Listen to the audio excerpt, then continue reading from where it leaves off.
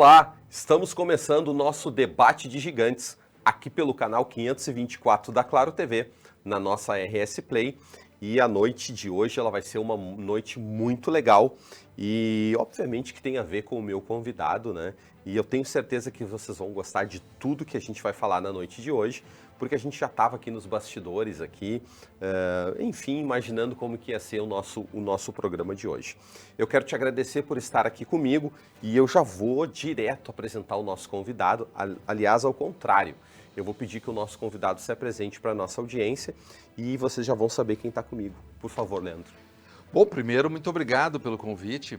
Convite que muito me honra, um convite extremamente aprazível. Gosto muito de conversar, já acompanho teu programa e para mim foi uma grande satisfação receber esse convite para vir aqui contar um pouco da nossa história. Eu sou advogado, né? Me formei em 2000, são 26 anos exercendo a advocacia. E de uns tempos para cá a gente começou a desenvolver algumas outras atividades que ao longo da entrevista a gente pode falar um pouco delas aí. Legal, esse vai ser um dos meus principais focos, mas por enquanto vamos manter na tua profissão, né, de essência que é o direito, né? Tu és advogado tributário, né? Isso? Sim, sim, sim. De forma para quem é leigo e está assistindo a gente, o que especificamente a advocacia tributária trata?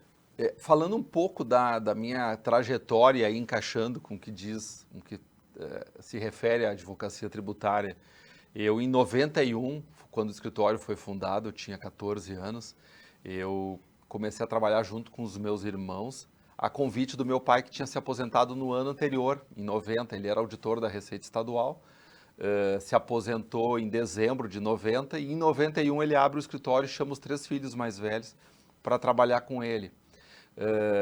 Bom, ele sendo auditor fiscal e tendo se aposentado e querendo seguir trabalhando, o que ele fazia?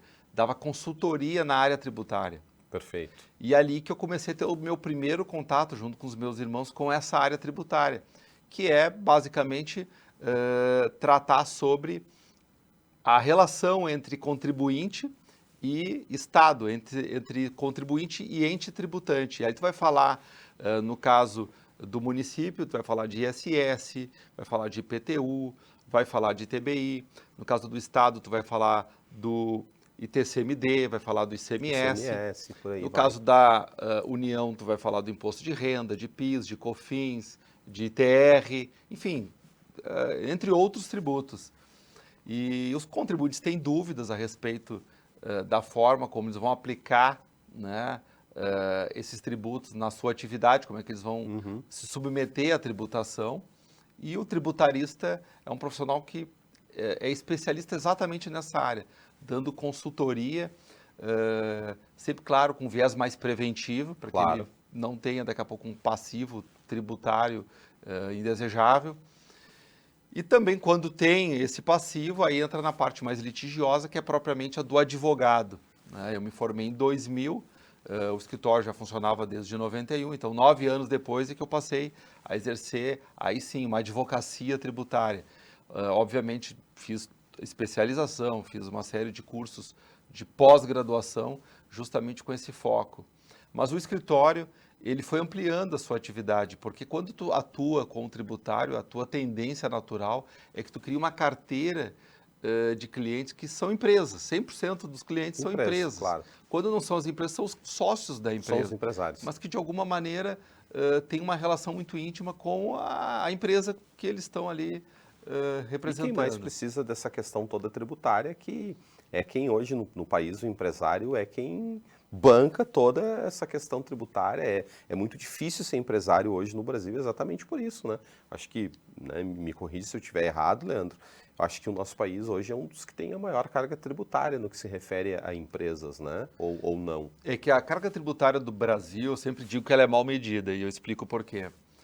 Quando tu compara a carga tributária, considerando tudo que foi arrecadado com aquilo que é o PIB do país, tu vai chegar a um percentual ali em torno de 36%, 37%. O grande problema é que no Brasil tu tem um alto índice de sonegação. Perfeito. Então significa dizer que, descontada a sonegação, eu atinjo 36%, 37% de arrecadação versus PIB, significa dizer que se eu não tivesse sonegação, eu certamente teria então uma carga tributária superior a 50%. Perfeito. E aí eu posso dizer, o Brasil está certamente entre os 10 países mais caros do mundo no que diz respeito à carga tributária. Para se manter um negócio, para abrir um negócio e respeitar dentro da lei a questão tributária. Deixa eu voltar um pouquinho lá o que tu falou do escritório, né? O teu pai, né, já advogado, né, e aí resolveu continuar na questão de consultoria. É só tu e o pai que são advogados ou os irmãos também? Não, todos se formaram todos depois se formaram em direito. em Inclusive, antes do curso de Direito, eu fiz o curso, fiz técnico em contabilidade. Eu penso que na advocacia tributária é muito difícil tu atuar sem entender de contabilidade minimamente. Obviamente, depois poderia ainda ter feito ciências contábeis, mas eu acho que considerando tanto de conhecimento na área contábil que eu precisava para exercer a advocacia tributária era suficiente. Mas tem que ter, sim, bastante noção do contábil para poder entender melhor o tributário. Então, todos os meus irmãos cumpriram essa formação, né? Passando pelo contábil e depois a advocacia, depois o direito. E eu acho, né, de novo, como leigo, e aliás, deixa eu voltar lá, tu falou em 91, e olha só como são as coisas. Eu comecei a trabalhar muito cedo, com 13 anos de idade, e a minha primeira experiência de trabalho foi num escritório de advocacia, né? Então eu trabalhei 5 anos nesse escritório de advocacia e acabei saindo porque o escritório fechou, enfim, né? O advogado, né, faleceu, enfim, a carteira dele foi passada para outros advogados e para mim ele era uma grande inspiração e acabou sendo uma desilusão e eu desisti do direito. Inclusive eu fiz vestibular para direito em 93 na URGS. Quando tu falou 91, eu digo, 93 eu estava fazendo vestibular para direito, mas enfim, acabei desistindo. E eu estou contando essa história porque depois a gente vai para outro assunto. Eu queria que tu, para quem está entrando ou para quem está pensando, os jovens que estão pensando em ir para a área do direito, se tem uma ideia de que o mercado do direito, né, o volume de profissionais da área do direito hoje é muito grande. Há espaço ainda e o que tu daria de dica para quem quer ir para a área do direito?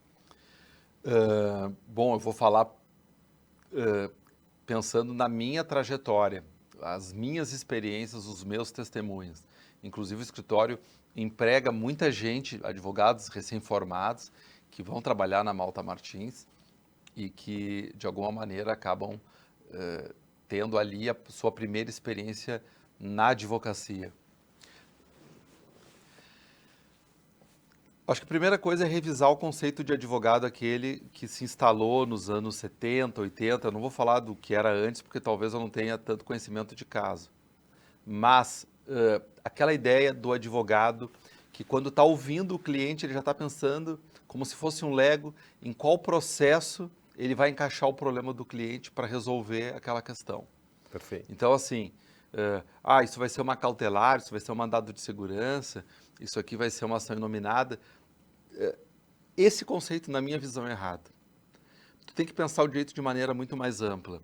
Mais do que isso, tem que pensar o direito independentemente do judiciário, porque o advogado mais raiz, ele criou uma relação de tamanha dependência com o judiciário que ele saturou o judiciário.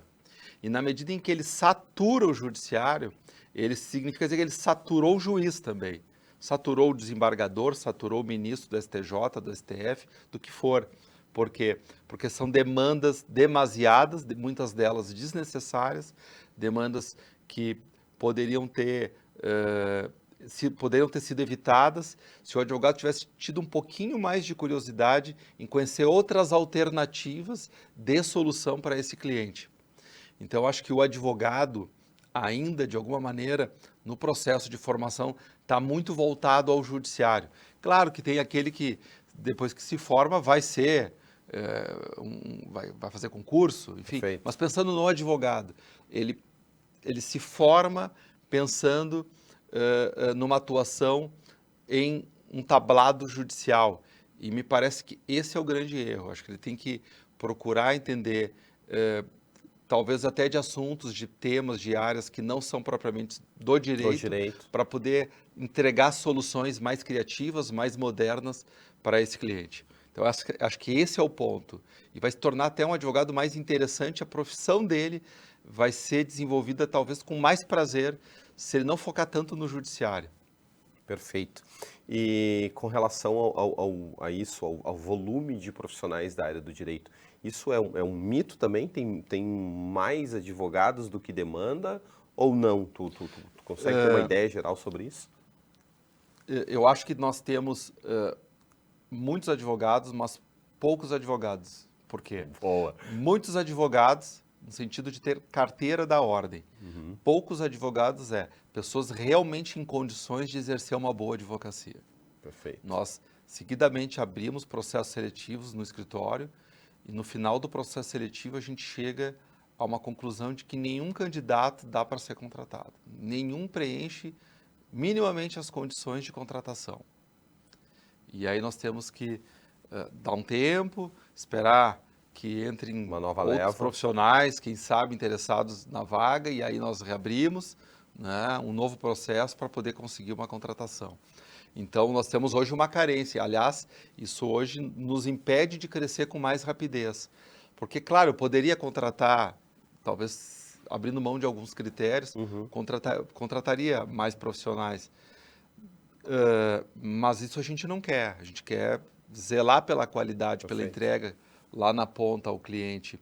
Então, isso hoje tranca o nosso crescimento, porque a gente precisa de mais pessoas e nós não temos. Então, eu diria que é um mercado que está ávido por bons profissionais.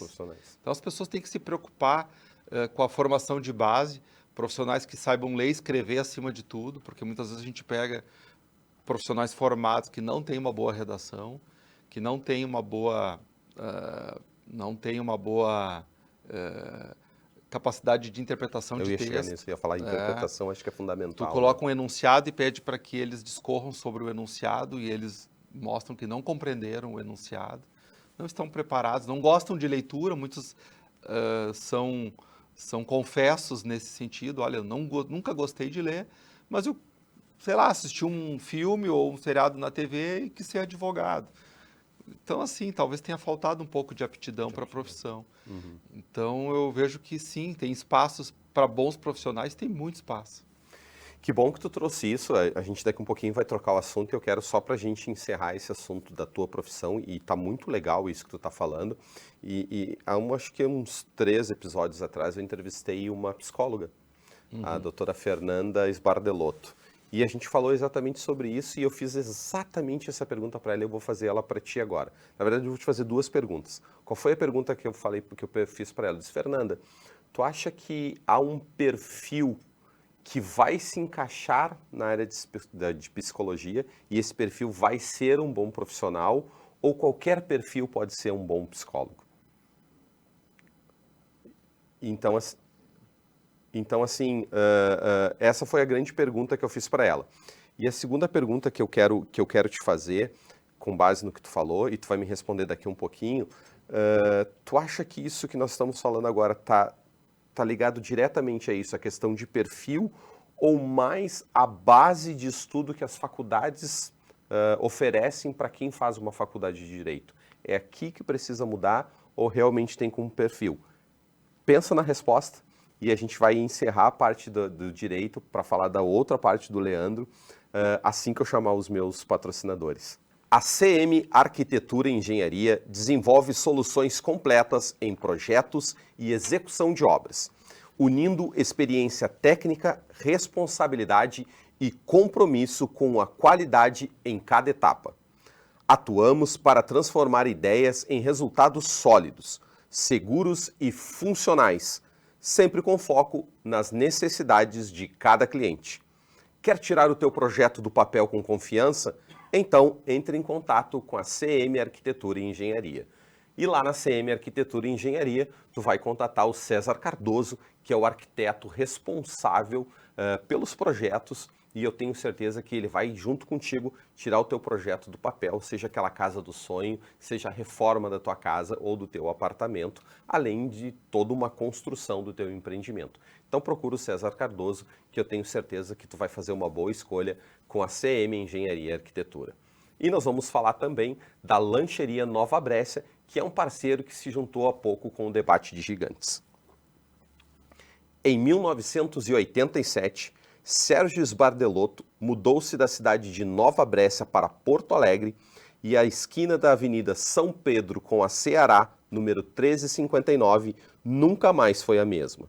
Desde então, entendemos que um trabalho bem feito com qualidade é o que traz nossos clientes de volta. Nossos produtos são sempre da melhor qualidade e chegam frescos todos os dias.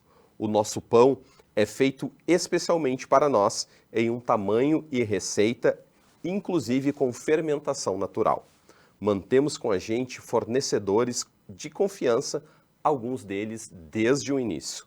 Nossos funcionários trabalham em um bom ambiente e são reconhecidos. Prezamos pelo bom atendimento. Lanches Nova Brécia, da nossa família para a sua família, e lá na Lancheria Nova Brécia, para mim o melhor X de Porto Alegre, há 40 anos no mesmo lugar. Tu vai falar com o seu Sérgio Sbardelotto e com a Letícia, né? Pai e filha estão lá no negócio e vão te atender da melhor forma possível. E a gente vai falar também da MG DR Sul.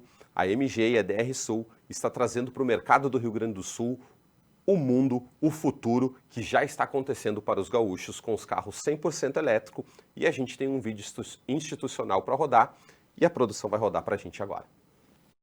A MG Motor, tradicional marca britânica com mais de um século de história, dá um passo estratégico em sua expansão no Brasil e oficializa sua chegada ao Rio Grande do Sul por meio do grupo DR Sul, um dos maiores grupos automotivos do sul do país. Fundada no Reino Unido, a MG Motor construiu sua reputação a partir da paixão pelo design, pelo DNA esportivo e pela ousadia. Hoje, a marca combina o legado histórico com a robustez tecnológica da SAIC Motor, uma das 10 maiores fabricantes de automóveis do mundo. A estreia da MG no país acontece com 3 modelos que traduzem diferentes propostas dentro do universo elétrico. O MG Cyberster, o MG S5, o MG X-Power, o MG 4 Comfort. A montadora já marca sua presença em Porto Alegre no segundo pavimento do Barra Shopping Sul, onde o público pode conhecer de perto os modelos, realizar avaliações e test drives. Saiba mais, Instagram, @DRSulMG, Facebook, DRSulMG ou acesse o nosso site www.drsulmg.com.br. É isso aí. E agora com uma grande novidade, a MG e a DR Sul já inauguraram a sua mega loja, que agora fica lá na Souza Reis, número 414, e não está mais ali na loja, na boutique de carros, no segundo pavimento do Barra Shopping Sul, como tu escutou no vídeo. Então, anunciando para vocês, já está lá a loja com uma opção maior de carros, carros à pronta entrega, e onde vai ter toda aquela infraestrutura de pós-venda. Então tu vai lá, procura o Anderson Dávila, que é o gerente, e toda a equipe da MG, e eu tenho certeza que tu vai ter a melhor avaliação do teu usado e vai poder fazer test drive em qualquer um desses modelos da MG. Voltando para a gente, Leandro, eu te fiz 2 perguntas, né? Uma delas a questão do perfil, se existe um perfil, né, de pessoa que vai ser um advogado melhor ou não, ou vai ter um sucesso dentro da área do direito. E o que a gente está falando, né, da carência de bons profissionais, se isso está relacionado com a formação, com as faculdades, com a forma que esse profissional ele é forjado quando ele faz a faculdade.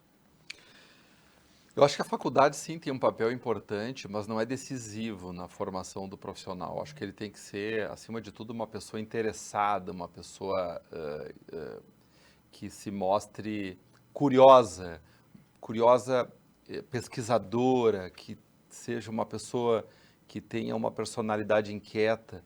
Se eu tiver esses componentes, não for uma pessoa preguiçosa, a rigor ela vai bem em qualquer profissão. né? E não é diferente no direito. É claro que aí a faculdade entra trazendo todo aquela carga teórica que é fundamental, né? Eu sou daqueles que entende que sim, o curso superior é importante, mas eu não acho que o advogado seja um ser enlatado. É algo que eu até digo com muita frequência, que o advogado no terno de lata é aquele que eu não quero, né? Eu lembro muito bem, lá em 85, tinha uma novela, Roque Santeiro, tu deve lembrar Perfeito. dela, e tinha um personagem ali, o professor Astromar, que tinha grandes discursos para a pequena comunidade ali de Asa Branca. As pessoas ficavam maravilhadas com os recursos, né, o vocabulário dele. A grande verdade é que, ao final daquelas falas, elas aplaudiam, maravilhadas, mas elas não entendiam o que ele estava dizendo. Falando.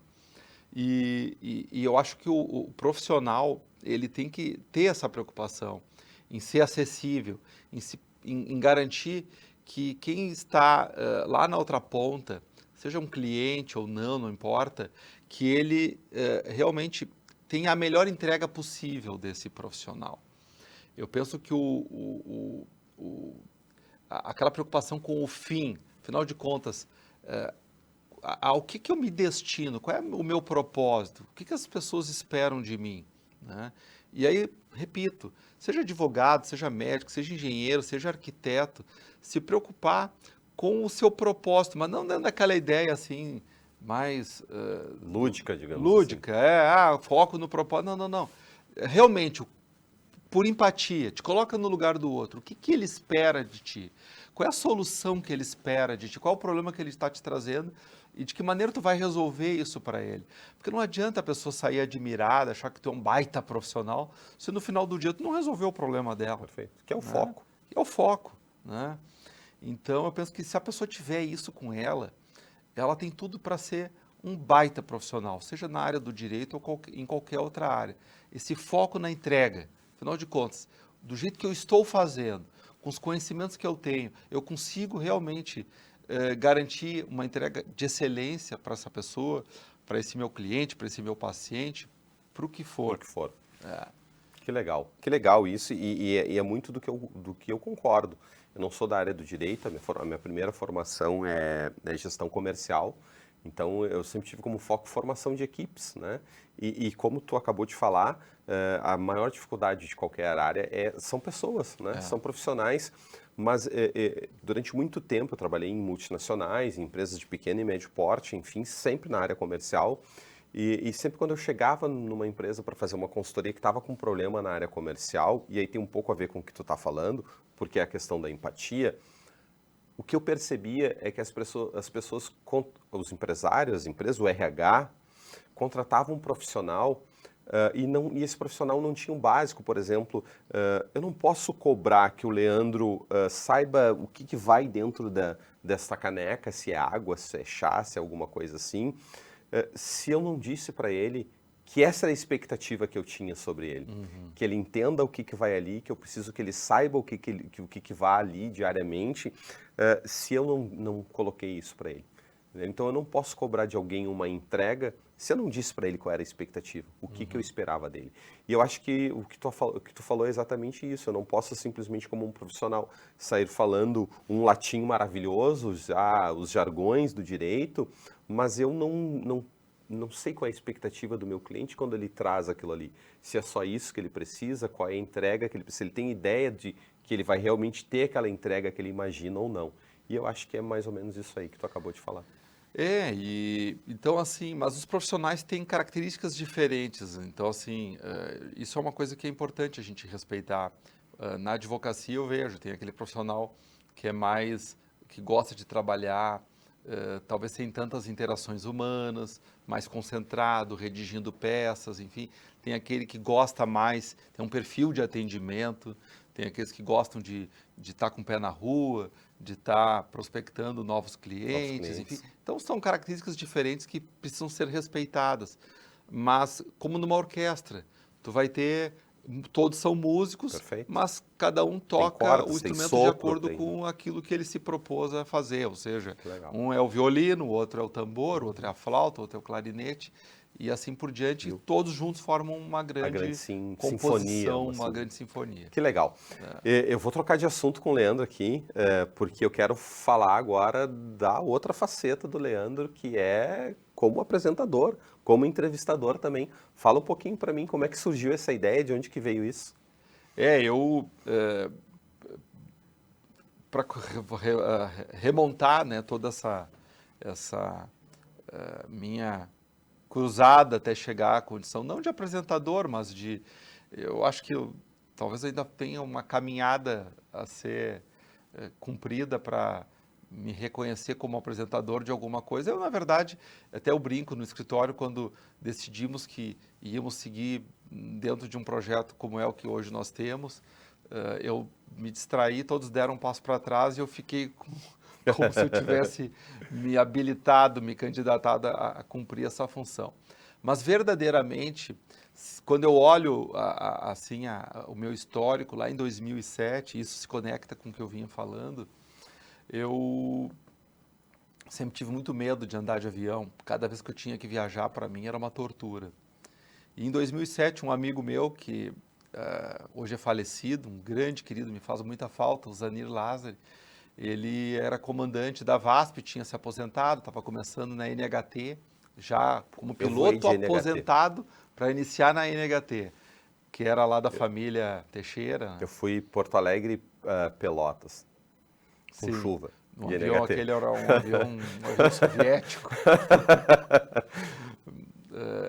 E ele mesmo me confessou uma vez que ele não gostava daquele avião.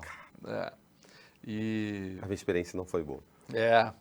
Mas enfim, eu comentando com ele que eu tinha medo de voar e tal, ele disse, a melhor maneira de acabar com o medo. De acabar com o medo é fazendo o curso de piloto. E tu vai conhecer melhor a aeronave e tal, vai entender melhor alguns fenômenos e assim tu vai superar melhor esse medo.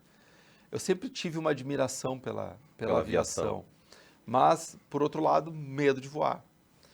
E aí, em 2007, eu ingressei no curso de piloto privado e ali eu tive um grande insight, que as pessoas me perguntavam, eu já tinha ali 7 anos de profissão como advogado, mas tu vai desistir da advocacia, vai virar piloto e tal. E aí a gente percebe como as pessoas enxergam as coisas, né? Não, mas tu vai ser... Isso não pode ser aquilo. Se tu vai estudar aviação, tu não pode mais ser advogado, tu tem que escolher o que tu vai querer ser. E aqui para aquele jovem que está aqui, cara, tu pode fazer muita coisa, cara. Tu não pode pensar que se fizer uma coisa, a outra está prejudicada. Faça tudo, a vida é curta. Se tu estiver na estrada com um carro esportivo, dá uma acelerada, porque não adianta de nada tu terminar a tua viagem andando a 80 por hora num carro esportivo sem ter sentido o que esse carro pode fazer. Claro, com alguma prudência, naquela reta que está limpa, que está tranquilo. Talvez ali seja o momento de dar uma acelerada e sentir um pouco o motor. Eu quero dizer que todos nós somos esse baita carro e a gente tem que explorar as nossas habilidades, os nossos talentos.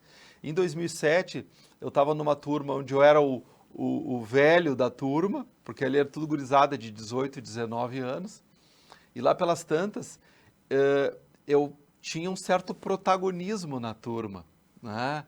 Talvez até porque já era um pouco mais experiente, então eu tinha algumas características mais de veterano, talvez algumas cautelas que na aviação são sempre muito bem-vindas, que aquele gurizão de 18 anos não tinha.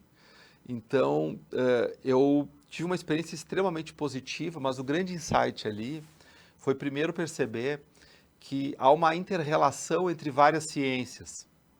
Eu estudava aviação, estudava, por exemplo, regulamento de tráfego aéreo, estudava meteorologia, teoria de voo, e ao mesmo tempo eu estava fazendo conexões com a minha profissão. E por vezes, isso que eu vou dizer pode parecer um pouco forçado, clichê, mas sabe aquela série do Dr. House, que ele está com um paciente e ele não descobre qual é o problema do paciente, até que ele vai atravessar a rua, aí ele tropeça numa pedra e daqui a pouco, naquele tropeço, ele tem uma grande eureka, volta para o hospital e diz, não, o paciente tem esse problema. Ele descobre na rua, numa situação corriqueira, a solução para um problema complexo. Isso é realidade. Legal. Eu estava no curso de piloto privado e, por vezes, me deparando com algumas soluções que eu dizia, mas isso aqui pode servir para o direito. E eu levava para o escritório. Então, isso foi o estopim para um processo que me trouxe até aqui. Então, hoje, quando me perguntam assim, mas tu está hoje entrevistando pessoas e, por vezes, falando sobre temas que não são direito tributário, não são direito societário, não são direito da insolvência. É verdade, mas qual é o problema? Nenhum. Que legal, Leandro. E a gente está indo, infelizmente, para o final do nosso programa. A gente tem muita coisa para explorar, mas eu quero colaborar contigo. Eu fiz curso de piloto de planador. Opa! Não concluí ele, Que fiz dizem lá que em é Novo o início correto. É o início Para correto. entender teoria de voo é planando. E foi muito legal isso. Eu sempre tive esse conceito assim, cara, tu não precisa te privar de fazer nada. Né? Tu precisa saber o momento de cada uma das coisas para encaixar e vai adiante, não tem problema nenhum. Leandro, a gente está chegando ao final do nosso programa, como eu falei, ia ser muito rápido.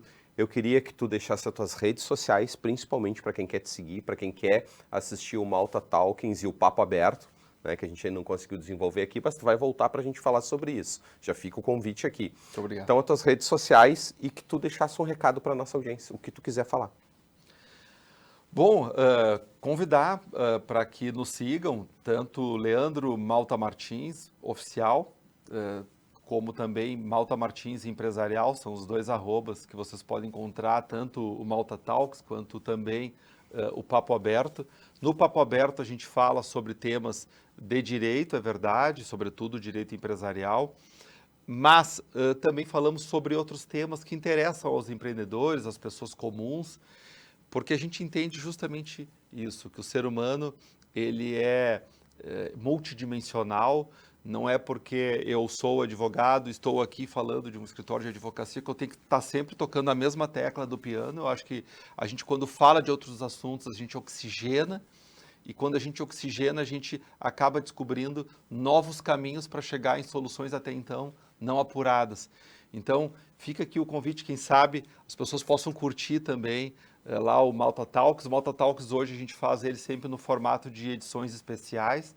Nas semanas a gente vai fazendo de maneira bastante singela, não é num estúdio aqui, como que nós temos aqui do nosso colega jornalista Márcio, mas é algo muito genuíno. As pessoas vão lá, eu nunca preparo pauta com ninguém, as perguntas são espontâneas, as respostas são absolutamente naturais, não tem nada preparado.